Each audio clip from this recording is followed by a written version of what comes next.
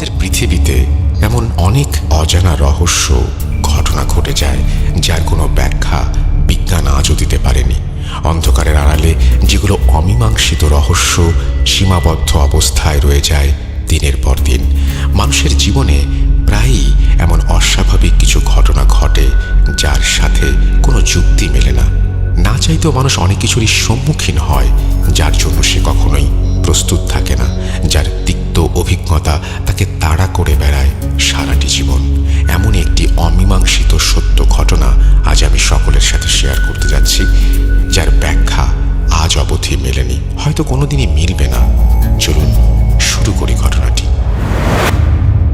নমস্কার রাসেল ভাই এবং সকল শ্রোতাবৃন্দ, আশা করি সকলে ভালো আছেন এবং ভালোর দলে আছেন। আমার নাম সৌমিক দাস, বাড়ি নড়াইল জেলার বড়দিয়াতে। এর আগে তানভীর তুষার ভাইয়ের মাধ্যমে পাঠানো আমার কিছু ঘটনা শেয়ার করা হয়েছিল ভূত.com-এ। আশা করি সকলের কাছে সেই ঘটনাগুলো ভালো লেগেছে। এছাড়া আমার পাঠানো একটি ঘটনার উপর ভিত্তি করে তৈরি করা হয় হরর ওয়েব সিরিজ শনশন, যেটা আমি তানভীর তুষার ভাইয়ের মাধ্যমে শেয়ার করেছিলাম। এবং আমার পাঠানো শেষ ঘটনাটি যেটা ঘটেছিল একটি ঘণ্টা কেন্দ্রিক ঘটনা। আশা করি সেটাও আপনাদের সকলের কাছে ভালো লেগেছে এবং মনে ভয়ের এক হিমশীতল অনুভূতি জাগ্রত করতে পেরেছে। এখন আমি যে ঘটনাটি শেয়ার করতে চলেছি এটি আমার লেখা প্রথম ঘটনা। আশা করি এবারও আপনাদের ভালো লাগবে। তো আমি আর কথা না বাড়িয়ে সরাসরি ঘটনায় চলে যাই। ঘটনাটি যিনি আমার সাথে শেয়ার করেছেন তার কথা মতো আমি তার নাম এবং ঘটনার স্থান গোপন করছি। সকলের বোঝার সুবিধার্থে আমি ছদ্মনাম ব্যবহার করছি। ঘটনাটির সময়কাল 2004, মাঝামাঝি কোনো একটা সময়।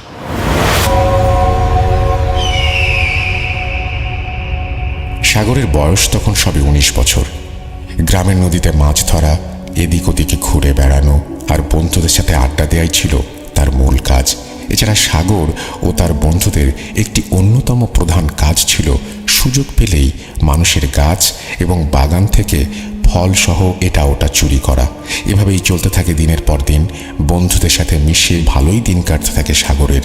একদিন সাগর ও তার 3 বন্ধু রাম, আকাশ আর বিপুল মিলে ঠিক করলো পাশের গ্রামের অমুক জায়গায় পেয়ারার বাগান থেকে তারা পেয়ারা চুরি করবে। কিন্তু দিনের বেলাতে গেলে সহজেই যে কারো কাছে ধরা পড়ে যেতে পারে, এটা ভেবে তারা ঠিক করলো যেতে হলে রাতের বেলাতেই যেতে হবে। এজন্য সকলে মিলে গভীর রাতে সেই জায়গাতে যাওয়ার পরিকল্পনা করলো। পেয়ারা বাগানটিতে যেতে হলে তাদের নদী পাড়ি দিয়ে গ্রামের একটি অনেক পুরনো পরিত্যক্ত শ্মশান অতিক্রম করে কিছুটা পথ হেঁটে তারপরে যেতে হয়। এছাড়া সেখানে যাওয়ার আরও একটি রাস্তা আছে, কিন্তু সেটা লোকালয়ের ভেতর দিয়ে। আর পরিত্যক্ত শ্মশানের এই রাস্তাটি ঘিরে অনেক আগে থেকেই বেশ কিছু ভৌতিক কাহিনী থাকার কারণে সন্ধ্যার পর কেউ এই রাস্তাটি দিয়ে যাতায়াত করত না এবং রাস্তাটিতে যাতায়াত সম্পূর্ণ বন্ধ ছিল। যদি খুবই প্রয়োজন না হতো তাহলে দিনের বেলাতেও এই রাস্তা দিয়ে লোকজন তেমন একটা চলাফেরা করতো না। কিন্তু কিশোর বয়সী সাগর ও তার বন্ধুদের কাছে এইসব ভৌতিক ব্যাপারগুলো ছিল একদমই অগ্রহণযোগ্য। আর শ্মশানে ওই রাস্তাটি দিয়ে দিনের বেলা লোকজনের চলাফেরা না করাটা তাদের কাছে ছিল একটি বাড়তি সুবিধা। তো যেমন কথা তেমনই কাজ। সকলে মিলে ঠিক করলো পরের দিন তারা গ্রামের শেষ মাথার বড় আম গাছটির নিচে রাত 11টার দিকে দেখা করবে এবং তারপর সেখান থেকে তারা পেয়ারা বাগানটির দিকে রওনা হবে একত্রে। ঠিক সেই কথা মতন সকলে পরের দিন রাতে সেই আম গাছটির নিচে দেখা করে, কিন্তু সেখানে উপস্থিত ছিল সাগর সহ তার বন্ধু রাম আর আকাশ। সাগর যখন অপর এক বন্ধু বিপুলের কথা জিজ্ঞেস করে তখন রাম বলে, বিপুল আজ সকাল থেকেই বেশ অসুস্থ। আমরা যখন তাকে ডাক দিতে যাই তখন দেখি সে বিছানায় শুয়ে আছে, উঠে দাঁড়ানোর শক্তি পাচ্ছে না। কিন্তু সাগরের দিব্যি মনে আছে আজ দুপুরেও বিপুলের সাথে তার স্কুলের মাঠে দেখা হয়েছিল এবং তাকে একদম সুস্থ সবল মনে হচ্ছিল। এছাড়া সে নিজেই তাকে রাতে ঠিক সময় মতো দেখা করার কথা বলেছিল। এরই মাঝে এতটা অসুস্থ হয়ে পড়ল কিভাবে সে বুঝে উঠতে পারে না। যাই হোক, বিষয়টি সাগর এতটা পাত্তা দেয় না। সব কিছু তার কাছে একদম স্বাভাবিক মনে হচ্ছিল। তখনও সে বিন্দু পরিমাণ আঁচ করতে পারেনি সামনে তার জন্য কি ভয়ঙ্কর পরিণতি অপেক্ষা করছে। সাগর ঠিক করে অপর দুই বন্ধুকে নিয়েই সে পেয়ারা বাগানে যাবে পেয়ারা চুরি করতে। একজন না থাকলেও তেমন কোনো সমস্যা হবে না সাগরের মনে হয়। এরপর তারা সেখান থেকে হাঁটতে শুরু করে নদীর দিকে। এর কিছু সময় পরে সকলে নদীর কাছে পৌঁছে যায়। সেখানে একটি নৌকা আগে থেকেই বাঁধা ছিল, যেটি মূলত সাগরদেরই নৌকা। সকলে সেই নৌকায় উঠে পড়ে এবং দ্রুত চালাতে শুরু করে। সাগরের সঙ্গে ছিল একটি ব্যাগ এবং যেটাতে সে পেয়ারাগুলো নিয়ে যাবে বলে ভেবেছিল। সকলের কাছেই একটি করে 2 ব্যাটারির টর্চ লাইট। একে অপরের সাথে গল্প করতে করতে একসময় তারা পৌঁছে যায় নদীর ওই পারে। সেখানে নেমে একটি গাছের সাথে নৌকা ভালো করে বেঁধে তারা আবারও হাঁটতে শুরু করে। এখানকার প্রায় সব জায়গায় সাগর সহ তার বাকি বন্ধুদের খুব ভালো মতন চেনা, তাই পথ চিনে চলতে তেমন কোনো অসুবিধা হয় না। পূর্ণিমা রাতে চাঁদের আলো, চারিদিকে হালকা হালকা শীতল বাতাস আর ঝিঁঝি পোকার ডাক সব মিলিয়ে একটি মোহনীয় হিম শীতল পরিবেশ সৃষ্টি করেছিল সেই সময়টাতে। কোথাও কোনো মানুষের নাম গন্ধ নেই, শুধুমাত্র দূরে দূরে 2-1টা বাড়ির আলো দেখা যাচ্ছিল অল্প অল্প করে। এমন নীরব কিন্তু অতুলনীয় সুন্দর একটি পরিবেশ সাগরের কাছে খুবই ভালো লাগতে শুরু করে। এটিকে সে উপভোগ করতে করতে সামনের দিকে এগিয়ে যেতে থাকে। হঠাৎ তার খেয়ালে আসে অপর 2 বন্ধুর কথা। কি ব্যাপার, তারা যেন আজ একদমই চুপচাপ, অন্য সব দিনের তুলনায় আজ যেন একটু বেশিই চুপ করে আছে। এটাকে সাগর তেমন একটা গুরুত্ব দেয় না। একসময় তারা পৌঁছে যায় সেই অতি পুরনো পরিত্যক্ত শ্মশানটির কাছে। এখানে আসা মাত্রই সাগরের মনে একটু মৃদু ভয় খেলে যায়। এই গ্রামে সে অনেকবার এসেছে আর এই পরিত্যক্ত শ্মশানটির কথাও সে অনেকবার শুনেছে, কিন্তু কখনো এদিকে আসা হয়নি। এই প্রথম সে শ্মশানটির এত কাছে দাঁড়িয়ে আছে। লোকমুখে শোনা এই শ্মশানকে ঘেরা ঘটনাগুলো এক মুহূর্তের জন্য তার চোখের সামনে ভেসে উঠতে থাকে। এতে করে কিছুটা ভয় লাগতে শুরু করে তার, কিন্তু সাথে 2 বন্ধু উপস্থিত থাকার কারণে সাগরের মনে এর বেশি একটা প্রভাব পড়ে না। এমন সময় রাম বলে উঠল, এখান থেকে বেশি একটা দূরে নেই পেয়ারা বাগানটি, আর কয়েক মিনিট হাঁটলে আমরা পৌঁছে যাব সেখানে। এত সময় পরে রামের মুখে কথা শুনতে পেরে স্বস্তি পায় সাগর। তার মনে যেটুকু ভয় সে হানা দিচ্ছিল এবার তার সবটুকুই কেটে যেতে থাকে। আর যাই হোক, সাথে 2 জন কাছের বন্ধু আছে এটা ভাবতেই সাগরের ভালো লাগতে শুরু করে। এরপর তারা অতি পুরনো পরিত্যক্ত শ্মশানটি অতিক্রম করে আবারও চলতে শুরু করে পেয়ারা বাগানের উদ্দেশ্যে। কিছু সময় পরে তারা পৌঁছে যায় সেই পেয়ারা বাগানটির কাছে। এখানে এসে তারা দেখতে পায় বাগানটির চারপাশে বেড়া দিয়ে ঘেরা রয়েছে। ভেতরে যেতে হলে তাদের বেড়া টপকে ওই পাশে যেতে হবে। যথারীতি তারা তাই করলো, বাঁশের বেড়া টপকে পেয়ারা বাগানটির ভেতরে প্রবেশ করলো। এরপর যে যার মতন করে গাছ থেকে পেয়ারা পাড়তে শুরু করে। প্রচুর পরিমাণে পেয়ারা থাকার কারণে অল্প সময়ের ভেতরেই প্রায় সব ব্যাগগুলো ভর্তি হয়ে যায়। পর্যাপ্ত পেয়ারা নেয়ার পরে সকলে বাড়ি ফিরে যাওয়ার সিদ্ধান্ত নেয়। সকলে ব্যাগ ঘাড়ে করে বাগানের বাইরে আসতে শুরু করে, কিন্তু বিপত্তি ঘটে তখনই। বাগানের প্রায় সব দিক থেকেই টর্চের আলো আসতে থাকে এবং কারা যেন চিৎকার করে বলতে থাকে, ভেতরে কারা আছিস, জলদি বেরিয়ে আয়, নয়তো পরিণতি খুবই ভয়াবহ হবে। সাগর এবং তার বন্ধুদের বুঝতে বাকি রইল না যে বাগানের ভেতরে তাদের উপস্থিতি সকলে টের পেয়ে গেছে। কোনো উপায় না পেয়ে তারা পেয়ারার ব্যাগটি ঘাড় থেকে ফেলে বাগান থেকে বাইরের দিকে আসার জন্য দৌড়াতে শুরু করে। বাঁশের বেড়া টপকে বাগান থেকে বাইরে আসার সময় দুর্ভাগ্যবশত সাগর সহ তার বাকি 2 বন্ধু রাম এবং আকাশ হাতে নাতে ধরা পড়ে যায় বাইরে থাকা লোকজনের কাছে। অনেক আকুতি মিনতি এবং হাতে পায়ে ধরার পরেও সেই লোকগুলো তাদের ছেড়ে দিতে নারাজ। লোকগুলো তাদের টানতে টানতে নিয়ে যায় বাগানের বাইরে একটি ফাঁকা মাঠের মধ্যপ্রান্তে। লোকগুলোর ভেতর থেকে কয়েকজন এসে প্রথমে ধাক্কা দিয়ে নিচে ফেলে দেয় রামকে এবং তারপরে শুরু করে দেয় রামের ওপরে অমানবিক অত্যাচার। ক্রমাগত তারা গাছের শক্ত ডাল দিয়ে আঘাত করতে থাকে। একের পর এক আঘাত সহ্য করতে না পেরে রাম আত্মচিৎকার করে ওঠে, কিন্তু লোকগুলোর মনে কোনো দয়া মায়া নেই। তারা উপভোগ করতে থাকে রামের চিৎকার। একের পর এক আঘাতের ফলে রামের মাথা ফেটে ফিনকি দিয়ে রক্ত বেরিয়ে আসে, মুখের চোয়াল ভেঙে বিকৃত আকার ধারণ করে। একসময় রামের চিৎকার বন্ধ হয়ে যায়। লোকগুলো বুঝতে পারে এতক্ষণে রাম মৃত্যুর কোলে ঢলে পড়েছে। সবকিছু কিছুই সাগরের চোখের সামনে দিয়ে ঘটতে থাকে, কিন্তু প্রতিবাদ করার মতো কোনো সাহস পাচ্ছে না। ভয়ে গলা দিয়ে কোনো কথা বের হচ্ছিল না। এরপরে তাদের ভেতর থেকে একজন লোক এগিয়ে রামের গলার ওপর দিয়ে ছুরি চালিয়ে দেয় এবং সঙ্গে সঙ্গে গলা থেকে আবারও ফিঙ্কি দিয়ে রক্ত বেরিয়ে আসে। এটা দেখে সাগরের ভয় দ্বিগুণ বেড়ে যায়। সামান্য পেয়ারা চুরির শাস্তি যে এত কঠিন আর ভয়াবহ হতে পারে তা সে কোনোভাবেই বিশ্বাস করতে পারে না। রক্তে ভেসে যেতে থাকে চারপাশের মাটি। মনে হচ্ছে এইমাত্র বড় কোনো মাপের পশু জবাই করা হয়েছে, কিন্তু না, এটা তো রামের রক্ত, তার প্রিয় বন্ধু রামের রক্ত। দুঃখে এবং কষ্টে সাগরের বুক ভারী হয়ে কান্না আসতে থাকে। এ সময় তার ভয় আরও বাড়তে থাকে যখন সে দেখতে পায় লোকগুলো রামের সারা শরীরে তেল দিয়ে ভিজিয়ে দিচ্ছে। তার মানে কি লোকগুলো রামের শরীর পুড়িয়ে দেবে আগুনে? তখন সাগর আবারও তাদের কাছে হাত জোর করে অশ্রুসিক্ত কণ্ঠে মিনতি করতে থাকে তারা যেন রামের শরীর আগুনে পুড়িয়ে না দেয়, কিন্তু সেই কথা তারা যেন শুনতেই পেল না। এক পৈশাচিক হাসি দিয়ে লোকগুলো রামের সারা শরীরে আগুন জ্বালিয়ে দেয়। চোখের সামনে ছোটবেলার খেলার সাথী এবং প্রিয় বন্ধুকে এইভাবে পুড়তে দেখে সাগর আর নিজেকে সামলাতে পারে না। সে জ্ঞান হারিয়ে মাটিতে লুটিয়ে পড়ে। এভাবে কত সময় সাগর জ্ঞান হারিয়ে মাটিতে শুয়েছিল জানে না। যখন জ্ঞান ফিরল তখন সে দেখতে পেল যেখান থেকে জ্ঞান হারিয়েছিল ঠিক সেখানেই পড়ে আছে সে, এবং সামনে এখন একটির বদলে দুইটা অগ্নিপিণ্ড জ্বলছে।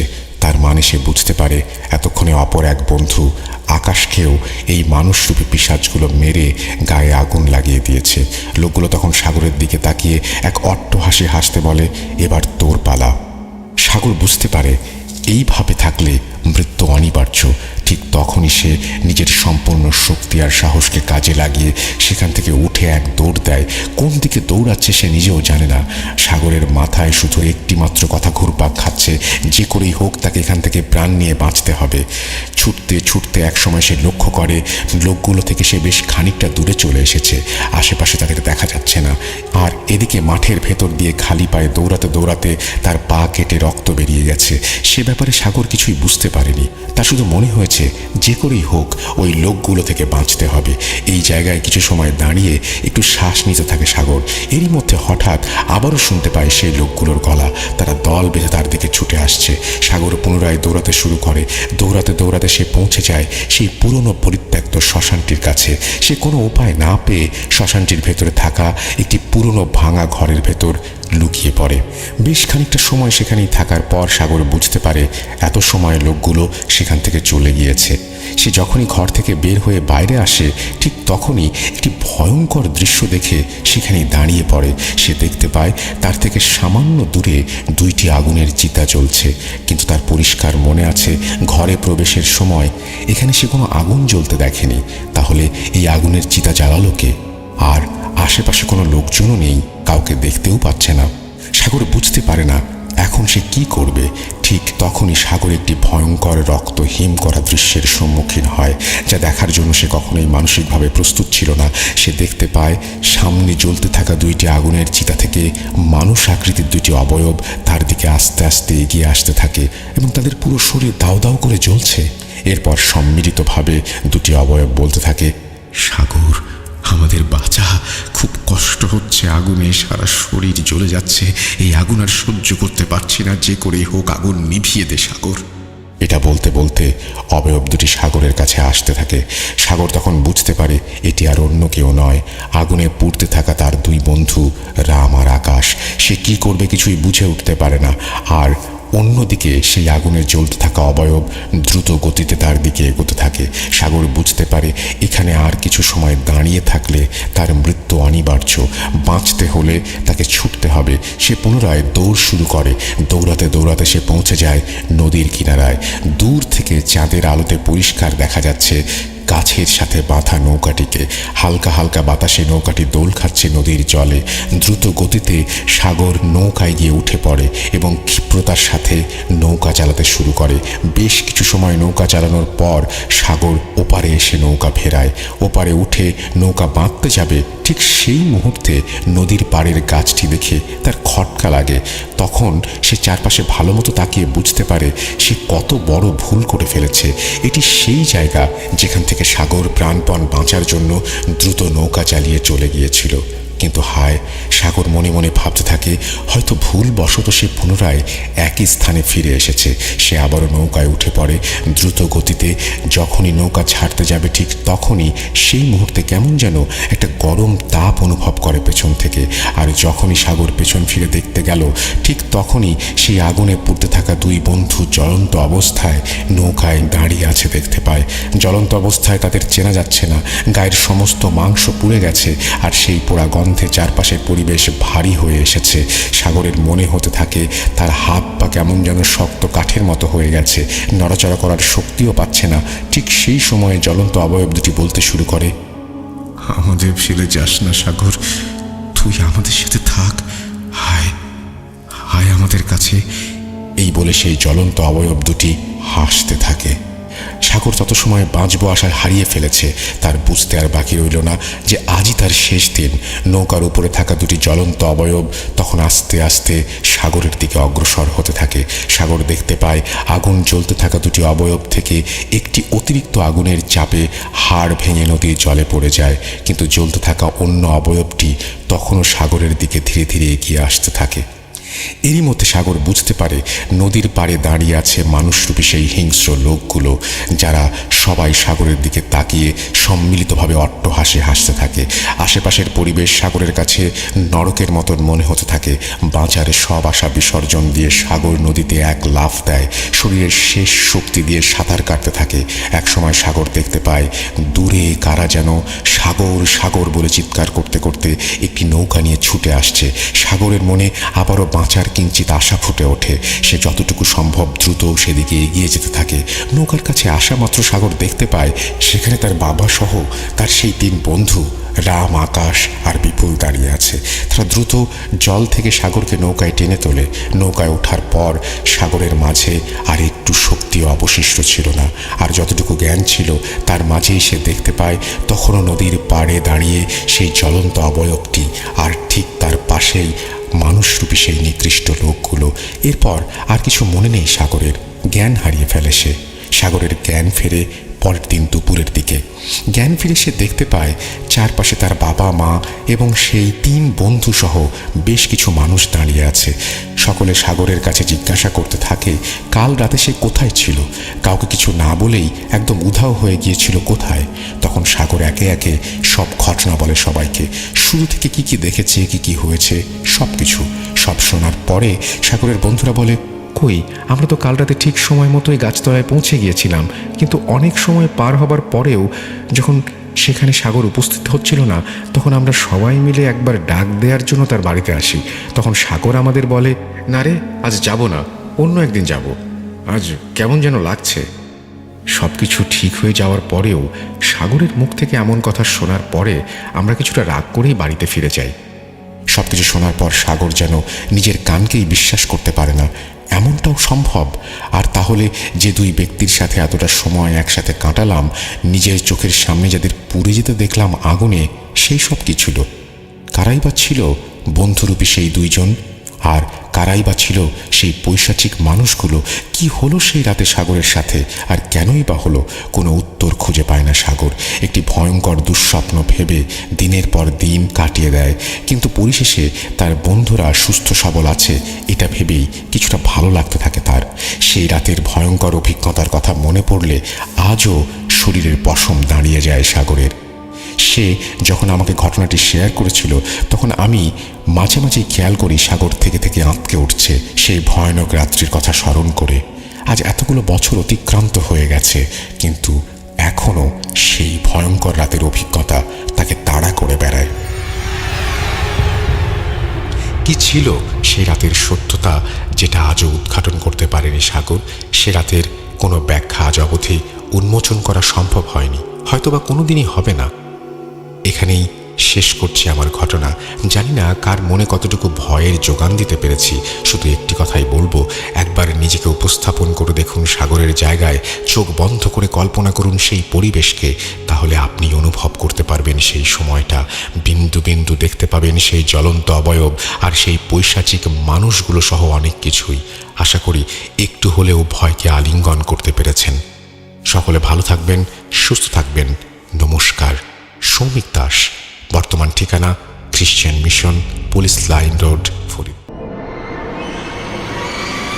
আসসালামু আলাইকুম রাসেল ভাই, জানি আল্লাহর রহমতে আপনি সর্বদাই ভালোর দলে থাকেন। রাব্বি ভাই সহ ভূত.com-এর সমগ্র টিমের প্রতি অফুরন্ত স্নেহ ও ভালোবাসা জ্ঞাপন করে আজ হাজির হলাম একটি রোমহর্ষক ঘটনা নিয়ে। ভুল ত্রুটি ক্ষমা সুন্দর দৃষ্টিতে দেখার অনুরোধ রইল। চলুন ঘটনায় যাওয়া যাক।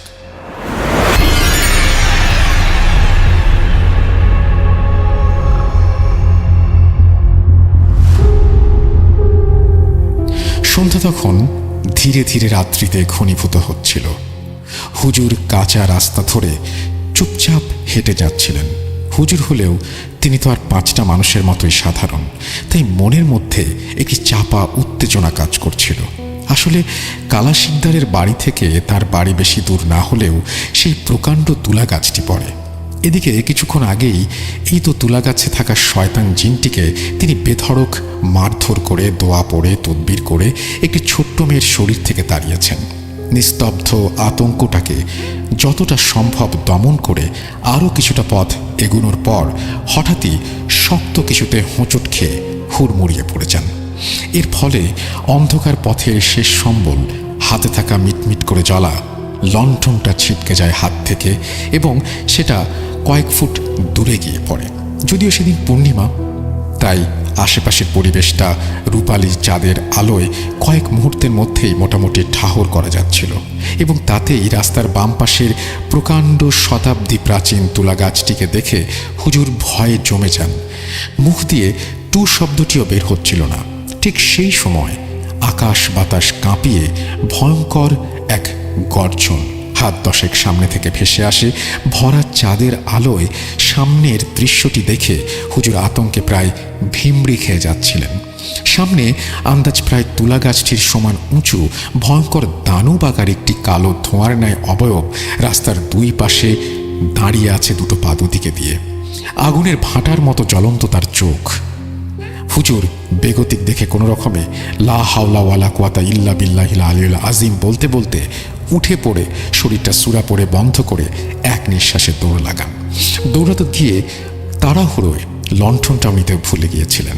এইভাবে কয়েক মিনিট দৌড়ানোর পর শেষে খাল পাড়ে পৌঁছে হাঁপাতে হাঁপাতে একটি দীর্ঘশ্বাস ফেলেন।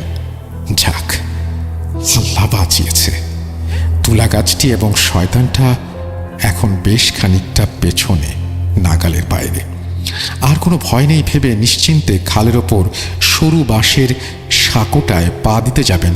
ঠিক সেই সময় সাঁকোর নিচে খালপাড়ের ঝোপঝাড়ের মধ্য থেকে একটি বাচ্চা শিশুর কান্নার শব্দ ভেসে আসে। নমস্কার শ্রোতা বন্ধুরা, জানি আপনারা সবাই আল্লাহর রহমতে ভালো আছেন, সুস্থ আছেন। আমি সুকান্ত মাইতি আজ আবারও একটি অদ্ভুত রোমহর্ষক ঘটনা নিয়ে হাজির হয়েছি। আজ যে ঘটনাটি বলবো সেটি শেয়ার করেছেন ভূত.com-এর একজন একনিষ্ঠ শ্রোতা রিমা আপু। বরিশাল জেলার কোনো এক গ্রামে ওনার বাড়ি। প্রসঙ্গত কিছু ব্যক্তিগত কারণে উনি গ্রামের নামটা এড়িয়ে যান। ঘটনার মধ্যে উল্লেখিত প্রকাণ্ড তুলা গাছটির বিষয়ে অত্র এলাকার প্রায় সবাই জানেন, তাই সেই এলাকা থেকে কোনো শ্রোতা বন্ধু থাকলে তিনি অবশ্যই চিনবেন গাছটিকে। যাই হোক, আর কথা না বাড়িয়ে মূল ঘটনায় প্রবেশ করা যাক। রিমা আপু বলতে শুরু করেন। সালটা 2017 ডিসেম্বর মাস। শীতের সন্ধ্যায় সেদিন পড়াশোনার প্রতি কেমন একটা মন লাগছিল না, তাই দাদিকে অনেক করে বললাম কোনো জিন ভূতের ঘটনা শোনাতে। দাদি বয়স্ক মানুষ, কয়েক মুহূর্ত চুপ থাকার পর একটু খুক খুক করে কেশে গায়ের চাদরটা আরও একটু আঁটো সাঁটো করে মুড়ি দিয়ে বললেন তিনি কারি হুজুরের একটা ঘটনা বলবেন। ঘটনাটি আমাদের এলাকার একজন বিশিষ্ট হুজুর কারি সাহেবের জীবনের একটি অন্ধকার অধ্যায়। সেই ঘটনার পরিপ্রেক্ষিতে হুজুরের জীবনে যে নির্মম পরিণতি নেমে এসেছিল তা এলাকার বয়স্ক মানুষসহ অনেকে জানলেও কোনো কারণে আমার আর শোনা হয়ে ওঠেনি। তাই আমি বেশ আগ্রহের সাথে নড়ে চড়ে বসি। আজ থেকে প্রায় 40-50 বছর আগে ঘটলেও এখনও এলাকার অনেক মানুষ আছেন যারা সেই ভয়ঙ্কর দৃশ্যপটের চাক্ষুষ সাক্ষী। তাদের মধ্যে আমার দাদি একজন। কারি সাহেবের বয়স এখন প্রায় 70-80 হবে। শুনেছি এককালে হুজুর নাকি টুকিটাকি কবিরাজি চিকিৎসা করতেন, যেমন কারোর উপরে জিনের আসর করলে তা ছাড়ানো, কেউ কালো জাদু করলে তা কাটানো, আবার কোনো শয়তান অপশক্তির কুনজর কারোর ভিটের ওপর পড়লে তা খণ্ডন করা। এসব করে মানুষের উপকার করলেও সেই নির্মম অঘটনের পর থেকে সব কিছু ছেড়ে দেন। বর্তমানে তিনি আমাদের এলাকার একটি স্থানীয় মাদ্রাসায় কর্মরত। যাই হোক, দাদি বলতে শুরু করলেন, সেদিন হুজুর সন্ধ্যাবেলা মাগরিবের নামাজ আদায় করে উঠোনে বসে কিছু কাজ করছিলেন। এমন সময় এক মাঝবয়সী রোগা পাতলা কালো গোছের মানুষ হন্তদন্ত হয়ে ছুটে এসে উঠোনে পড়ে হাঁপাতে হাঁপাতে বলে ওঠে, হুজুর, আমি কালা শিকদারের বাড়ির ওইখান থেকে আসছি। দিন কয়েক হলো আমার মেয়ে কেমন জানি অস্বাভাবিক আচরণ করছে। সারাক্ষণ চুল খোলা রেখে অদ্ভুতভাবে হাঁটাহাঁটি করে, চোখ সবসময় রক্ত জবার মতো লাল, অশ্রাব্য ভাষায় সবাইকে গালিগালাজ করে, দানবের ন্যায় গোগ্রাসে প্রচুর খাওয়া দাওয়া করছে, সারাক্ষণ ঘরের মধ্যে নিজেকে বন্দি করার চেষ্টা করছে, কখনো কখনো আবার কোনো কারণ ছাড়াই বিকট স্বরে চিৎকার করে হাসে, অদ্ভুতভাবে সব আচরণ করে। হুজুর, এখন আপনি যদি গিয়ে আমার মেয়েটাকে একটু দেখতেন তাহলে খুবই উপকৃত হতাম। হুজুর সবকিছু শুনে লোকটিকে সান্ত্বনা দিয়ে বলেন, তুমি কোনো চিন্তা করো না, এশার নামাজের পর আমি যাচ্ছি। হুজুরের কথায় লোকটি কিছুটা আশ্বস্ত হয়ে যে পথে এসেছিল সেই পথেই আবারও অন্ধকারে মিলিয়ে যায়। কারি সাহেব লোকটির কথায় খুবই চিন্তিত হয়ে পড়েছিলেন। এশার নামাজ আদায় করে মেয়েটির মঙ্গলের জন্য দোয়া পড়ে তেল পড়া ও পানি পড়া এক একটি শিশিতে ভরে একটি ছোট্ট থলে কাঁধে নিয়ে লণ্ঠন হাতে বেরিয়ে পড়েন কালা শিকদারের বাড়ির উদ্দেশ্যে। কিছুক্ষণের মধ্যেই খালের পাড়ে পৌঁছে যান। সরু বাঁশের সাঁকোটা ধরে সাবধানে পেরোতে গেলে পথে একটি প্রকাণ্ড তুলা গাছ পড়ে। সেখানে আসতেই শরীরটা একটু নড়ে উঠল। কারি সাহেব জানতেন এলাকাটা মোটেও সুবিধার নয়, ঘন জঙ্গল ঝোপঝাড়ে ঘেরা। তার মাঝে হিন্দুদের একটি কালীবাড়ির মন্দির আছে, যাকে নিয়ে বহুকাল ধরে নানা অলৌকিক কথা রটে আসছে। দাঁড়াও দাঁড়াও, কি বললে? কালীবাড়ি? সেই তুলা গাছটা? সেখানে তো সামিয়া আপু। আমি দাদিকে থামিয়ে জিজ্ঞেস করতেই দাদি শব্দ করে পুনরায় বলতে শুরু করলেন, এটা সেই তুলা গাছ যেখানে গত বছর সামিয়াকে মনসার ছেলে মানে একটি হিন্দু জিন ধরেছিল। ওই এলাকায় শুধু এখন এই সব ঘটনা কি আর ঘটেছে? ওখানে বহুকাল ধরে নানা অলৌকিক ঘটনা ঘটে আসছে। থাক সে কথা, সেসব না হয় অন্য আরেকদিন বলবো। এখন কারি সাহেবের ঘটনায় ফিরি। দাদি আবারও কারি সাহেবের ঘটনা বলতে শুরু করলেও আমার মন তখনও সামিয়া আপুর সাথে ঘটে যাওয়া ঘটনার স্মৃতির মন্থনে ব্যস্ত। কারণ আমি সামিয়াপুর সেই বীভৎস পরিণতি চাক্ষুষ দেখেছিলাম। সবকিছু আবারও চোখের সামনে ভেসে উঠল। যাই হোক, সেই ঘটনা একটু পরে বলছি। এখন দাদির ঘটনায় ফিরি। দাদি বললেন, কালা শিকদারের পাড়ায় পৌঁছে লোকটির বাড়ির আঁকে পা রাখবেন সেই সময় দালান থেকে একটি ফ্যাঁস ফ্যাঁসে কণ্ঠস্বর ভেসে আসে, কি হুজুর, এখানে কি করিস? তোর এখানে কাজ নেই, যা যা বলছি, ভালো চাস তো এখান থেকে চলে যা। কারি সাহেব জানতেন শয়তান জিন তাকে নানা রকমের ভয় ভীতি দেখিয়ে বিভ্রান্ত করে এখান থেকে তাড়ানোর মতলব করছে। তিনি দেখলেন শয়তান পিশাচ জিনটি মেয়েটির শরীরের ভেতর থেকে রাগে ফোঁস করছে। কারি সাহেব দোয়া পড়ে থলে থেকে পানি পড়া বের করে মেয়েটির শরীরে একটু ছিটিয়ে দৃঢ় কণ্ঠে বলে ওঠেন, কে তুই? এই নিষ্পাপ মেয়েটিকে কেন এত কষ্ট দিচ্ছিস? ছেড়ে দে, ভালো চাস তো। মেয়েটির ভেতর থেকে শয়তানটি আবারও বলে ওঠে, আমাকে ছাড়, যদি তুই তোর নিজের ভালো চাস তো এখান থেকে চলে যা, এই মেয়েটিকে আমি ছাড়ব না। কারি সাহেব বুঝতে পারছিলেন বেয়াদব শয়তান জিন সহজে ছেড়ে যাবে না। তিনি তৎক্ষণাৎ একটি গোলাকার গণ্ডি কেটে মেয়েটিকে তার মধ্যে বসিয়ে কিছু সূরা পড়ে একটি লাঠি নিয়ে মেয়েটির কাপড়ে অনবরত পেটাতে থাকেন। পেটানোর ফলে অদ্ভুতভাবে মেয়েটি যন্ত্রণায় কুঁকিয়ে ওঠে।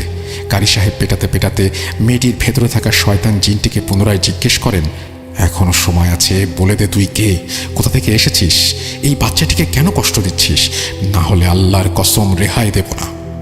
মার সহ্য করতে না পেরে মেয়েটির ভেতরে থাকা শয়তান জিনটি এক প্রকার ব্যথায় চেঁচিয়ে ওঠে, হুজুর, কাজটা তুই ভালো করলি না। হুজুর তার কথায় গুরুত্ব না দিয়ে বলে, আল্লাহ থাকতে শয়তান এর কোনো ক্ষতি করতে পারবে না। আরও ঘা কতক মারতেই শয়তানটি আবারও ব্যথায় আর্তনাদ করে বলে ওঠে, হা বলছি থাম থাম, আর মারিস না। কালীবাড়ির ওখানে যে প্রকাণ্ড তুলা গাছটা, সেখানেই আমি থাকি। মেয়েটি আজ দুপুরে চুল ছেড়ে অদ্ভুতভাবে বিকট স্বরে খিলখিলিয়ে হাসতে হাসতে গাছতলা দিয়ে আসছিল। আমি তখন বিশ্রাম করছিলাম। হাসির শব্দে নিচে চোখ যেতেই দেখি মেয়েটিকে, এবং আমার ভালো লেগে যায়। আমি মেয়েটিকে ছেড়ে যাব না, একে আমার সঙ্গে নিয়ে যাব। সমস্ত বিষয় শুনে কারি সাহেব শয়তানটিকে বললেন, বাচ্চা মেয়ে কিছু বোঝেনি তাই অমন করে হেসে ফেলেছে। শয়তানটি যেন আর মেয়েটিকে কষ্ট না দিয়ে ছেড়ে চলে যায়, কিন্তু সে কোনো মতেই শুনবে না। অবস্থা বেগতিক দেখে হুজুর আবার পেটাতে শুরু করেন। শয়তান জিনটি আর সহ্য করতে না পেরে আর্তনাদ করে বলে ওঠে, ঠিক আছে ঠিক আছে, আমি যাব, তবে তোকে খতম করবই, জানের বদলে জান। কারি সাহেব তার কথার গুরুত্ব না দিয়ে বলে ওঠেন, আল্লাহ ভরসা, আল্লাহ যদি চায় তাই হবে। এখন বল, তুই যে ছেড়ে যাবি তার কি প্রমাণ? শয়তানটির আগে গর্জন করতে করতে ফ্যাঁস ফ্যাঁসে কণ্ঠস্বরে বলে, আঁকের সামনের যে গাছটি দেখতে পাচ্ছিস, আমি ওটা যাওয়ার সময় ডাল ভেঙে তারপরে যাব, তবে তোকে আমি ছাড়ব না। মুহূর্তের মধ্যেই আঁকের পাশের আম গাছের একটি প্রকাণ্ড ডাল মড়মড় করে ভেঙে মাটিতে লুটিয়ে পড়ে, এবং সেই সঙ্গে মেয়েটিও দালানের ওপরে নেতিয়ে পড়ে। কারি সাহেব ঝাড়ফুঁক করে তেল পড়া পানি দিয়ে আবারও কিছু দোয়া পড়ে একটি তাবিজ মেয়েটির হাতে বেঁধে দিয়ে বাবাকে বলেন যে মেয়েটিকে আর কিছুক্ষণের মধ্যে একটু দেখে শুনে রাখতে, এবং তার জ্ঞান কিছুক্ষণের মধ্যেই ফিরে আসবে। শয়তান জিনটি আর কোনোদিনও মেয়েটির কাছে আসতে পারবে না। এরপর উনি ওনার হাদিয়া বুঝে নিয়ে লণ্ঠন হাতে বাড়ির উদ্দেশ্যে রওনা দিলেন।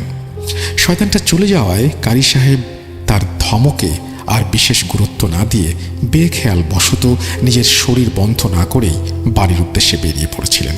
কিন্তু তুলা গাছের আশেপাশে আসতে অতর্কিতে শয়তানটা আক্রমণ করে এবং তাকে হোক চকিয়ে দেয়।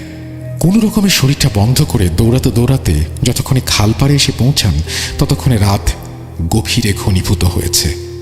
শয়তানটার ভয়ে পালাতে গিয়ে লণ্ঠনটা গাছতলায় ফেলে এসেছিলেন। অগত্যা ভরা চাঁদের রূপালী আলোয় ঠাহর করে সরু বাঁশের সাঁকোয় পা রাখবেন, ঠিক সেই সময় সাঁকোর নিচে খালপাড়ের ঝোপঝাড়ের মধ্য থেকে একটি বাচ্চা শিশুর কান্নার শব্দ ভেসে আসে। এত রাতে ব্যাপারটা অস্বাভাবিক হলেও কারি সাহেবের খুব মায়া লাগে। বোধ বুদ্ধি হারিয়ে মনে মনে বলতে থাকেন যে হয়তো কোনো নিকৃষ্ট মানুষ বাচ্চাটিকে ফেলে দিয়ে গেছে। তিনি কোনো কিছু খেয়াল না করে তাড়াতাড়ি তার সেই শব্দ অনুসরণ করে ঝোপঝাড় সরিয়ে বাচ্চাটির কাছে যান এবং তাকে কোলে তুলে নেন। কাছে কোনো আলো না থাকলেও চাঁদের আলোতে তিনি স্পষ্ট দেখতে পাচ্ছিলেন একটি সদ্যজাত শিশু। নিঃসন্তান কারি সাহেব পরিবেশের অস্বাভাবিকতাকে তোয়াক্কা না করে শিশুটিকে বাড়ি নিয়ে যাওয়ার সিদ্ধান্ত নেন। মনে মনে বলেন যে বউয়ের হাতে বাচ্চাটিকে দিলে সে খুব খুশি হবে।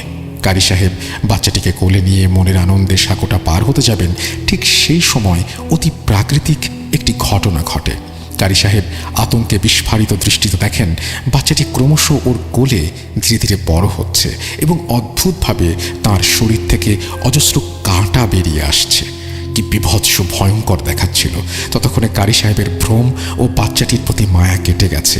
তিনি এবার পরিষ্কার বুঝতে পারছিলেন এটি সেই শয়তান জিনেরই কাজ। আর দেরি না করে আল্লাহর নাম নিয়ে আয়াতুল কুরসি পড়তে পড়তে বাচ্চাটিকে খালের পানিতে ফেলে কারি সাহেব এক নিঃশ্বাসে বাড়ির উদ্দেশ্যে দৌড়াতে থাকেন। দৌড়ানোর সময় পেছন থেকে বয়ে আসা ঠান্ডা বাতাসের সাথে দূর থেকে একটি ফ্যাঁস ফ্যাঁসে কণ্ঠস্বর ভেসে আসে, আমি তোকে ছাড়ব না, তোকে নতুবা তোর বংশকে শেষ করব। কারি সাহেব ছুটতে ছুটতে বাড়ি পৌঁছে হাঁপাতে হাঁপাতে চিৎকার করে ওনার স্ত্রীকে ডাকতে থাকেন। কারি সাহেবের চিৎকার শুনে স্ত্রী ধরফর করে উঠে দরজা খুলে দেখেন কারি সাহেব দালানের উপরে পড়ে আছেন। কারি সাহেবের স্ত্রী তাড়াতাড়ি পানি নিয়ে এসে খেতে দিলে ঢক ঢক করে তিনি পানি খেয়ে একটু ধাতস্থ হয়ে গভীর স্বরে বলে ওঠেন, তোমাকে কতবার বারণ করেছি, 3 বার ডাক না দিলে দরজা খুলবে না। দেখো, এর জন্য একদিন বড় কোনো বিপদ ঘটবে। এর হপ্তা 2 কেটে যায়, কোনো সমস্যা হয়নি। 2 সপ্তাহ বাদে আবারও একটি কবিরাজি কাজের ডাক আসে পাশের গ্রাম থেকে। ফিরতে রাত হবে দেখে কারি সাহেব ওনার স্ত্রীকে পঁই পঁই করে বলে যান যে 3 বার না ডাকলে সে যেন দরজা না খোলে। রাত তখন গভীর। কারি সাহেবের জন্য অপেক্ষা করতে করতে ওনার স্ত্রী কখন যে ঘুমিয়ে পড়েছেন খেয়াল ছিল না। কারি সাহেবের কণ্ঠে তন্দ্রাচ্ছন্ন অবস্থায় উঠে গিয়ে দরজা খুলতে আতঙ্কে কাঠ হয়ে যান। ঠিক তার কিছুক্ষণ পর কারি সাহেব এসে দালানের সামনে যে দৃশ্যটি দেখেন তা দেখার জন্য তিনি মোটেও প্রস্তুত ছিলেন না। বুক ফাটা আর্তনাদে আশেপাশের পাড়া প্রতিবেশীরাও ছুটে আসে। প্রতিবেশীরা এসে এক অদ্ভুত দৃশ্য দেখে। কারি সাহেব দালানে বসে চিৎকার করে কাঁদতে কাঁদতে কপাল চাপড়াচ্ছেন। পাশে অদ্ভুতভাবে ওনার স্ত্রীর নিথর দেহটা পড়ে আছে। পরদিন সকালে খবরটা গ্রামে উঠে যায়। কয়েকজন মহিলার সঙ্গে আমরাও যাই দেখতে। গিয়ে যে দৃশ্যটি দেখি তা সত্যিই বিভৎস, ভয়ঙ্কর। কারি সাহেবের স্ত্রীর দেহটা দালানের ওপর পড়েছিল, মাথাটা দুমড়ে মুচড়ে পেছন দিকে ঘোরানো, হাতগুলো সব বেঁকে উল্টো দিকে মোচড়ানো। শুনেছি পরবর্তীতে ওনার স্ত্রীকে দাফন দেওয়ার পর কারি সাহেব শেষবারের মতো সেই শয়তান জিনটিকে হাজির করেন এবং জানতে চান যে কে এই নিকৃষ্ট কাজটি করলো। আমি এখানে একটু বলে রাখি যে সম্ভবত কারি সাহেবের স্ত্রীর সাথে কি ঘটেছিল সেটা তো জানেন না, কারি সাহেবের রূপে কেউ এসেছিল কিনা, কারণ স্ত্রী তো মারাই গেছেন, সুতরাং তিনি তো আর ঘটনাটির বাকি অংশটি বলতে পারেননি। সম্ভবত এটি কারি সাহেব অনুমান করেই বলেছেন।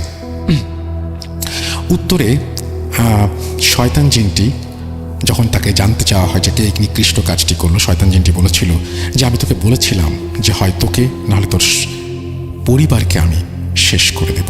এরপর কারি সাহেব নাকি জিনটিকে বোতল বন্দি করে কোথাও পুঁতে দিয়ে আসেন এবং পরবর্তীতে তিনি আর কখনো কারুর কবিরাজের চিকিৎসা করেননি এবং আজ পর্যন্ত উনি আর কারোর সাথে খুব একটা কথাবার্তাও বলেন না। এই বলে ঘটনা শেষ করে দাদি ঘরের ভেতরে উঠে চলে যান।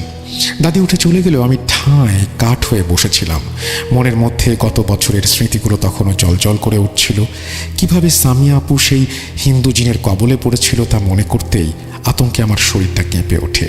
সামিয়া আপু আমার বান্ধবী নাজিহার মামাতো বোন। প্রসঙ্গত বলে রাখি, নাজিহার মামার বাড়িও পাশের গ্রামে ওই কালা শিকদারের পাড়ায়। পরবর্তীতে পার্শ্ববর্তী গ্রাম হলেও 2 গ্রামের সংযোগ স্থল হচ্ছে খাল ও খালের পাড়ের রাস্তাটা, যা আমাদের গ্রামের অন্তর্ভুক্ত। আর দৈবতক্রমে সেই রাস্তাতেই ওই প্রকাণ্ড তুলা গাছ এবং তার পাশে আমাদের গ্রামের হিন্দুদের কালীবাড়ি মন্দির। সালটা 2016 নভেম্বর মাস। আমি তখন ক্লাস 7-এ পড়তাম।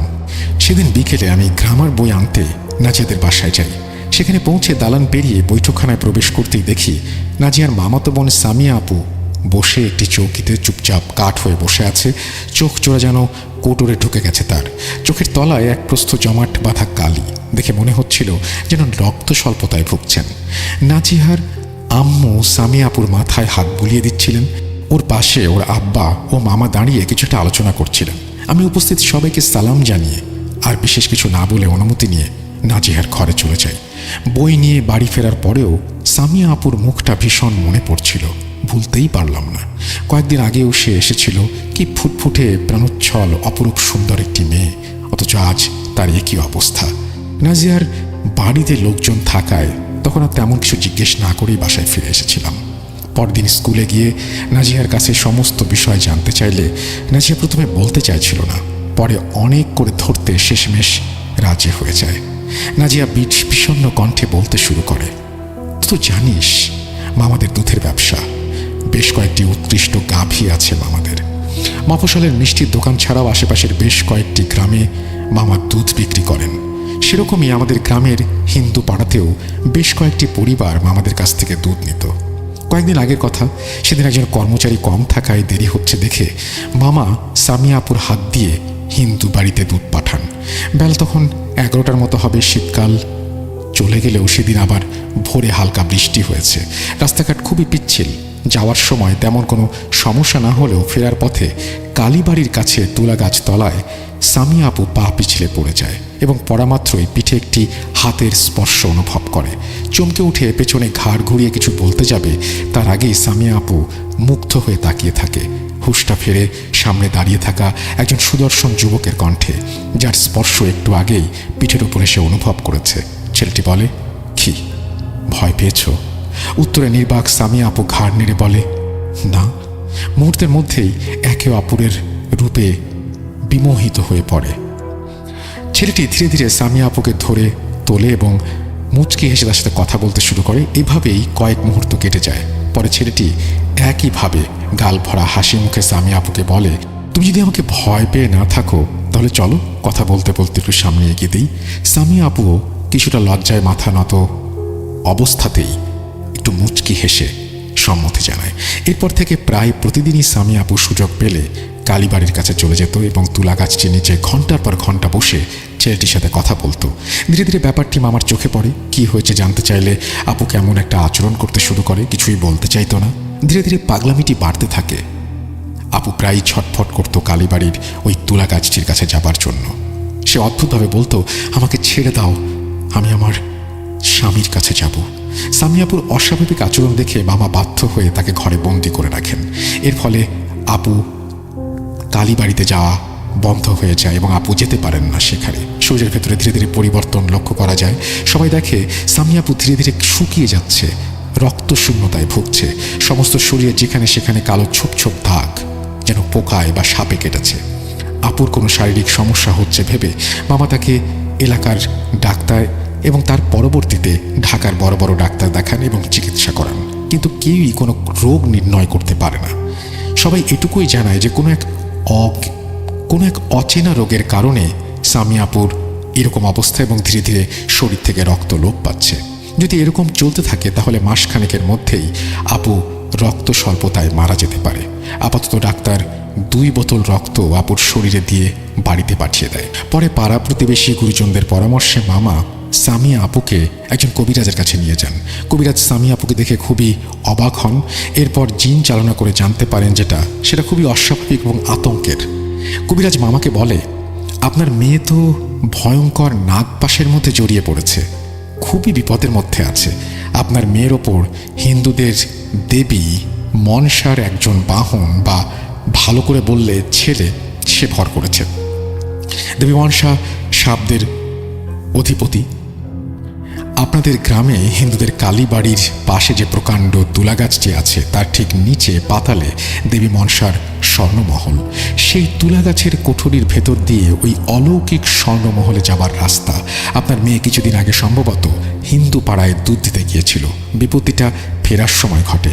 আপনার মেয়ে ফেরার সময় অন্যমনস্কভাবে কোনো কিছুতে হোঁচট খেয়ে সেই তুলা গাছের তলায় পড়ে যায় এবং দেবী মনসার একটি ছেলে মানুষ রূপ নিয়ে তাকে ধরে কাদায় পড়ে যাওয়া থেকে বাঁচায়। ছেলেটি বা মনসার বাহন সেই মুহূর্তে ওই তুলা গাছের ডালে বসেছিল। আপনার মেয়েকে দেখে সে মুগ্ধ হয়ে যায়। আপনার মেয়ের সৌন্দর্যে সে আকৃষ্ট হয়। আপনার মেয়েকে সে একটু চোখে চোখে রাখবেন। সুযোগ পেলে দেবী মনসার ছেলে আপনার মেয়ের অনেক বড় ক্ষতি করবে, হয়তো স্বর্ণমহলে নিয়ে চলে যাবে। একটি হিন্দু সম্প্রদায়ের সাপরূপী জিন এবং এরকম আরও অনেক কিছু তিনি বলেন। এই বলে কবিরাজ থামেন। সামিয়া আপুর বাবা তখন সামিয়া আপুকে বাড়িতে নিয়ে আসেন এবং আপুকে কবিরাজের কথা মতো ঘরে বন্দি করে রাখেন। এরপর তেমন কোনো সমস্যা না হলেও দিন তিনেক পর একটি কাণ্ড ঘটে যায়।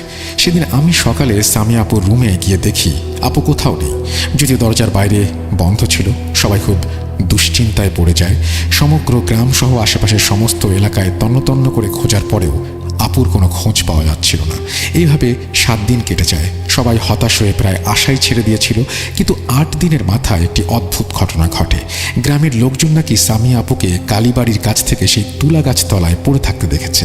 খবর পেয়ে মামা এবং বাকিরা মিলে ধরাধরি করে আপুকে বাড়িতে নিয়ে আসে। সামিয়া আপুর হাতে পায়ে শিকলের দাগ দেখে মামি কান্নায় ভেঙে পড়েন। মামা আপুর চোখ মুখে পানি ছিটিয়ে দেন। খানিক বাদে ধীরে ধীরে আপুর জ্ঞান আসে।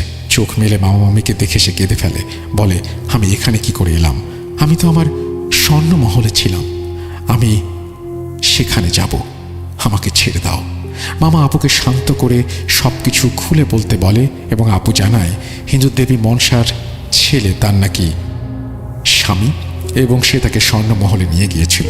গতকাল রাতে সে সেখানে ছিল এবং সে বলে যে চোখ খুলে সে একটা বিশাল সেই মহলের বর্ণনা দেয় এবং সেই মহলে সে ছিল এবং সে জাস্ট আরও অনেক কিছুই বলে, এবং সে বলে যে একটা সিংহাসনের ওপরে বসে থাকা একজন মহিলাকে দেখতে পায়, তার সমস্ত শরীর অলংকারে ভর্তি, এবং সে সেখানে যায় এবং সে বলে যে সামিহাকে ওখানে কোনো একটা ঝামেলা হয়, এবং ওখানে তারপরে সে হঠাৎ করেই পুরো পরিস্থিতি পাল্টে যায় এবং তাকে কোনো একটা ঘরে নিয়ে যাওয়া হয়, যার ভেতর সারাক্ষণ সাপেদের ফোঁস ফোঁস শব্দ।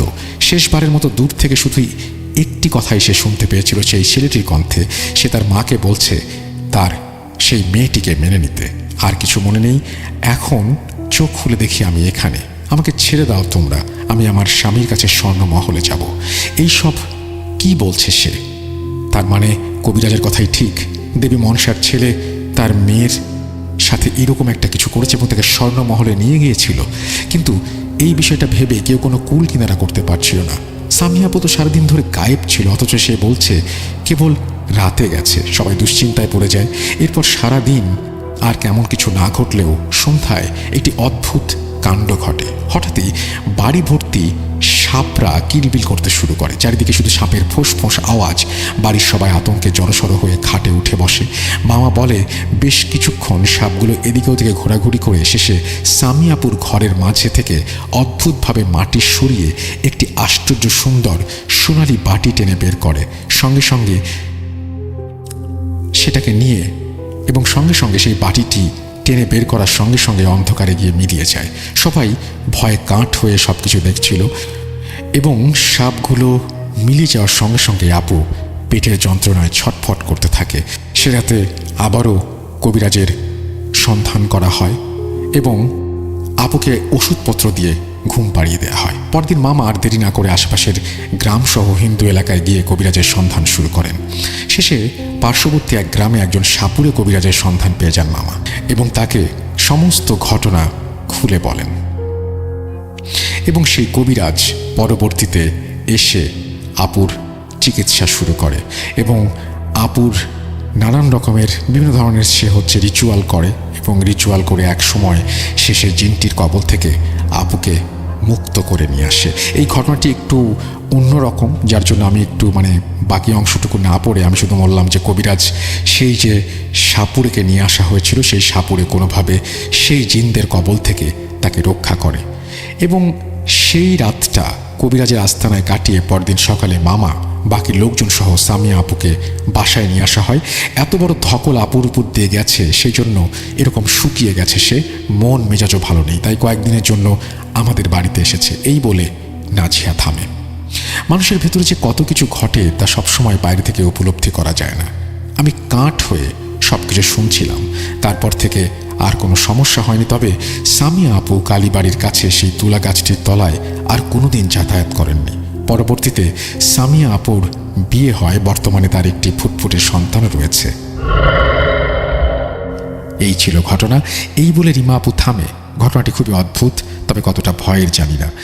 আমার কাছে খুবই অন্যরকম লেগেছিল, তাই আমি আপনাদের সাথে শেয়ার করলাম। উল্লেখিত তুলা গাছটির ছবিও শেয়ার করলাম।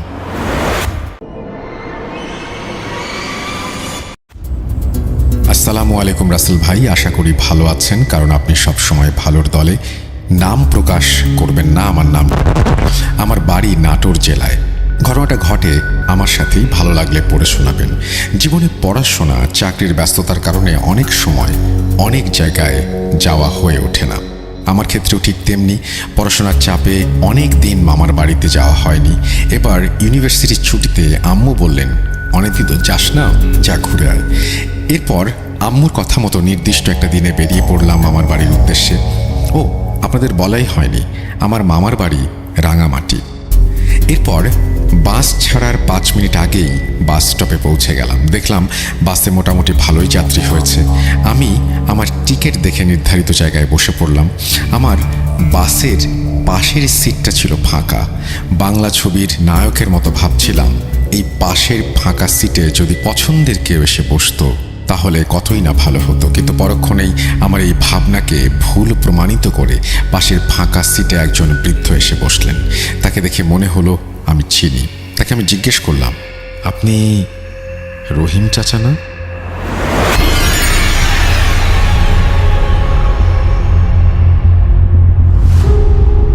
রহিম চাচা বললেন, হ্যাঁ কিন্তু তোমাকে তো চিনলাম না বাবা।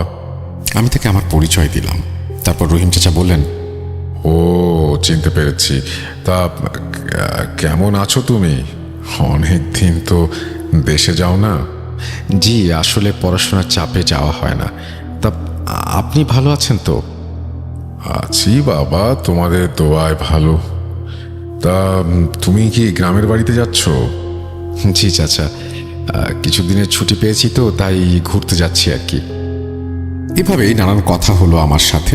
জার্নির সময়টা খুব ভালো কাটছিল। তার সাথে কথার মাঝখানে আশেপাশে খেয়াল করে দেখলাম বাসের সিটের লোকগুলো কেমন যেন হাঁ করে আমার দিকে তাকিয়ে আছে। ভাবলাম হয়তো তারা আমার কথা বলার কারণে বিরক্ত হচ্ছে, তাই এইভাবে তাকিয়ে আছে। তাই একটু আস্তে কথা বলার চেষ্টা করলাম। এরপর মাঝপথে গাড়িটি বিরতি দিল। আমরা সবাই গাড়ি থেকে নেমে সামনের হোটেলে গেলাম। রহিম চাচাকে আমার সাথে খাওয়ার জন্য বললাম। রহিম চাচা বললেন, তুমি খাও বাবা, আমি আসছি। এই বলে উনি চলে গেলেন। এরপর বিরতি শেষে আমরা সবাই বাসে উঠে পড়লাম। হেল্পার সব যাত্রীদের দেখে নিলেন। এরপর ড্রাইভারকে গাড়ি ছাড়তে বললেন, কিন্তু আমি তাকে গাড়ি ছাড়তে বারণ করলাম, কারণ আমার পাশের সিটে থাকা রহিম চাচা এখনো আসেননি। রহিম চাচার কথা বলতেই ড্রাইভার ও হেল্পার অবাক হয়ে গেল। বললেন, কি বলছেন আপনি? এরকম কেউ তো বাসে ওঠেনি। তাদের কথা শুনে আমার বিশ্বাস হচ্ছিল না। এরপর বাসের অন্যান্য যাত্রীরা বললেন, হ্যাঁ, এরকম তো কেউ ওঠেনি। আপনি একাই তো দেখলাম এই সিটে যাচ্ছেন। মনের মধ্যে নানান রকমের প্রশ্ন ঘুরপাক খাচ্ছিল। হাজারো প্রশ্নের ঘুরপাক নিয়ে বাস রাঙামাটিতে পৌঁছালো। বাস স্টপ থেকে নামতেই মামাকে ফোন দিলাম। কিছুক্ষণ পর তিনি এসে আমাকে বাসায় নিয়ে গেলেন। বাসায় গিয়ে ভাবতে লাগলাম, এটা আমার সাথে কি হলো। এইভাবে ভাবতে ভাবতে এই দিনটা কেটে গেল। জার্নি করার কারণে খুব টায়ার্ড ছিলাম, তাই রাতে ঘুম আসতে বেশি দেরি হলো না। মাঝরাতে ঘুমের মধ্যেই রহিম চাচাকে দেখলাম। তিনি আমার বুকের ওপর উঠে গলা চাপ দিয়ে ধরে আছেন। আমি কিছুতেই শ্বাস নিতে পারছিলাম না। জোরে জোরে চিৎকার দেওয়ার চেষ্টা করছিলাম, পারছিলাম না। মনে হচ্ছিল যেন ভারী একটা পাথর কেউ বুকের ওপর রেখে দিয়েছে। এরপর পা দিয়ে খাটের উপরে বাড়ি দেওয়ার চেষ্টা করলাম। পাশের ঘর থেকে মামার শব্দ শুনে চলে আসলেন। কি হয়েছে তোর? হঠাৎ করে শরীরটা যেন হালকা লাগছে। আগের মতো বুকের ওপরে সেই ভারটা নেই। আমি মামাকে বললাম, না, তেমন কিছু না। এরপর 2 দিন এমন হলো। মামা আমাকে নিয়ে টেনশনে পড়ে গেলেন। পরের দিন কবিরাজকে ডেকে নিয়ে আসা হলো। কবিরাজ আমাকে দেখে বললেন, তোমার উপর দুষ্টু কোনো আত্মা ভর করেছে। মামা বললেন, এটা থেকে ছাড়া পাওয়ার উপায় কি? কবিরাজ বললেন, আমি দেখছি। ধ্যানে বসে পড়লেন তিনি। কিছুক্ষণ পর কবিরাজের মুখ থেকে রক্ত বমি হতে লাগলো। সাথে সাথে কবিরাজ মাটিতে শুয়ে পড়লেন। আমরা তাকে জলদি হাসপাতালে নিয়ে গেলাম। তার জ্ঞান ফিরতে তিনি যা বললেন সেটা শুনে খুব ভয় পেয়ে গেলাম। কবিরাজ বললেন, তোমার উপরে যে আত্মাটা ভর করেছে সেটা কোনো সাধারণ আত্মা না। আমি ওটাকে হাজির করতে ধ্যানে বসেছিলাম। ধ্যানে বসতে দেখলাম একটা মূর্তি টাইপের কিছু আমার বুকের ওপরে উঠে আমার গলা টিপে ধরেছে। আমি শ্বাস নিতে পারছিলাম না। আর তখনই আমার মুখ থেকে রক্ত ওঠে। আর এরপর তো আমি হসপিটালে। হে আত্মাকে হাজির করার সাধ্য আমার নেই। তোমরা অন্য কবিরাজ দেখো। এরপর আমি আর মামা বাসায় চলে আসলাম। ভাবতে লাগলাম কি হচ্ছে। রাঙামাটিতে আসছি 3 দিন হয়ে গেছে। ভাবলাম যাই একবার রহিম চাচার সাথে দেখা করে আসি। পরদিন সকালে রহিম চাচার বাসার উদ্দেশ্যে রওনা দিলাম। বাসার সামনে গিয়ে দেখি পুরো বাড়িটা একেবারে ভেঙে চুরে পুরনো বাড়ির মতন দেখাচ্ছে। দেখে মনে হচ্ছে অনেক দিন এখানে কেউ থাকে না। পাশের একটি বাড়িতে গিয়ে জিজ্ঞেস করলাম রহিম চাচার কথা। তারা বললেন, সে তো অনেক আগে মারা গিয়েছে। আমি তাদের কথা শুনে অবাক হয়ে গেলাম। বললাম, কি বলেন? আমি তো তাকে আসার সময় দেখলাম। কিভাবে সম্ভব? তাকে তো আমরা গ্রামবাসীরা মেরে ফেলেছিলাম। কেন আপনারা তাকে মেরে ফেলেছিলেন? তারা বলল, সে নাকি ব্ল্যাক ম্যাজিক করত, খারাপ আত্মা হাজির করে মানুষের ক্ষতি করত, তাই গ্রামবাসীরা তার অত্যাচারে অতিষ্ঠ হয়ে তাকে মেরে ফেলেছিল। আমি জিজ্ঞেস করলাম, কবর দিয়েছেন কোথায়? গ্রাম থেকে একটু দূরে, কিন্তু নদী ভাঙনে তার কবরটা নদীতে বিলীন হয়ে গেছে। তবে এরপর থেকে ওনাকে অনেকেই দেখেছে। তাদের কথা শুনে আমি বাসায় চলে আসলাম। বাসায় এসে মামাকে সবটা খুলে বললাম। তার সাথে আগে থেকে যে এত কিছু হয়েছে সেটাও বললাম। রহিম চাচা আগে থেকে নাকি এমন কাজ করতেন। তবে সবাই আগে বুঝতে পারেনি। যখন গ্রামবাসীর ক্ষতি হতে লাগলো তখন তারা সবাই ক্ষিপ্ত হয়ে উঠল। পরে একদিন সবাই ক্ষিপ্ত হয়ে তাকে পিটিয়ে মেরে ফেলেছিলেন। তারপর থেকে তার আত্মা সবাই কোনো না কোনো জায়গায় দেখতে পায়, এবং আমিও হয়তো সেটা পেয়েছি। এরপর মামা দূরে একটা কবিরাজের সন্ধান পেলেন। মামার কথা মতো যেটুকু বুঝলাম কবিরাজটা অনেক কাজের। আমরা তার পরের দিন ওই কবিরাজের কাছে গেলাম। তার কাছে যেতেই তিনি আমাদের দিকে তাকিয়ে বললেন, তোমরা কেন এসেছো আমি জানি, আমার সামনে বসো। তারপর বললেন, তোমার উপর খারাপ একটা আত্মা ভর করেছে, সেটা তোমাকে ছেড়ে যেতে চাচ্ছে না, তবে আমি চেষ্টা করব সে যেন তোমাকে ছেড়ে যায়। এরপর কবিরাজ তার নিজের মাধ্যমে ওই আত্মাটিকে হাজির করতে চাইলেন, কিন্তু দেখলাম কবিরাজ ধ্যানে বসে কী সব পড়তে লাগলেন। হঠাৎ করে শুনতে পেলাম কবিরাজের কণ্ঠটা কেমন যেন বদলে গেল। তার কণ্ঠ ধরেই কে যেন আমাদেরকে সালাম দিল। তারপর বলল, তোমার উপরে যে আত্মাটা ভর করেছে সেটা আর কেউ নয়, সেটা হলো তোমার গ্রামের রহিম চাচা, যাকে তোমাদের গ্রামের লোকজন পিটিয়ে মেরেছে। আসলে সে প্রতিশোধ নিচ্ছে, তোমরা যে তাকে মেরে ফেলেছিলে এই জন্য। আর এছাড়াও তার কবর দেওয়ার পরও তার কবরটা ভেঙে গিয়েছিল নদী ভাঙনের কারণে, যা ঠিক করা হয়নি। তখন আমি জিজ্ঞেস করলাম, সেটা আপনি কি করে বুঝলেন? কেন ধরেছেন উনি? তখন কবিরাজটি বললেন, এই গ্রামে যারাই আসে তাদের ওপরেই ভর করে পারলে তাদের ক্ষতি করে। তখন আমরা বললাম, এটা থেকে মুক্তি পাবো কিভাবে? কবিরাজ বললেন, আমি এখান থেকে মুক্তির ব্যবস্থা করছি, কিন্তু আপনারা গ্রামবাসীরা সবাই মিলে ওর জন্য বড় একটা দোয়ার আয়োজন করেন, যাতে করে আত্মাটা মুক্তি পায়। কবিরাজের সাথে কথা শেষ করে আমরা গ্রামে ফিরে আসলাম। তারপর গ্রামের সবাই মিলে একটা বৈঠকে বসলাম। সবাই মিলে ঠিক করলাম ওর জন্য বড় একটা দোয়ার আয়োজন করা হবে। একটা নির্দিষ্ট দিন দেখে দোয়ার আয়োজন করা হলো। এরপর আর তেমন কিছু ঘটেনি। আমিও আমার ছুটি শেষে বাসায় ফিরে আসি।